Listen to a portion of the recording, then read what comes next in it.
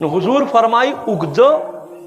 خواهشات چې دي هغه به تاسو مرګ په ذریعه سره څه شی کوي ختم کوي مرګ یادوئ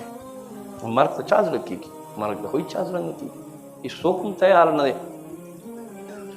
بهرحال امام غزالی صاحب خو حکیم دی او ډاکټر دی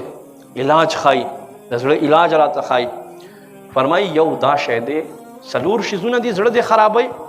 څلور شیزونه دي زړه دې صحیح کوي فرمایي زړه دې خراب شو دنیا اوږده امیدو سره مرګ ریاد کا بس دا بیماری به دې ختم شي دویم فرمایي څه شی دی التعجیل بافعال کلها تعدی کول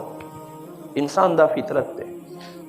چې انسان کم یو کار کې بس وایي چې دا په منډه منډه وشو تفسیر روح البیان لیکلی دی آدم علیه السلام ته الله د مازدیګر او ماښام منځ ته روح ور واچولو تر دې نامې پورې نو چې آدم علیه السلام وکتل چې سترګې مې حرکت کوي غوږونه مې هم کار کوي خو خپې مې حرکت نه کوي و یا ربه ماښام کې دونه مخکې دا خپو ته هم سا ور واچوي چې زه مکمل شم نو الله فرمایل خلق الانسان عجولا انسان جلدباز پیدا کړلی شو نو انسان دا غواړي چې دا کار په تادۍ سره وشو نو فرمایي د هغې توړ دا دی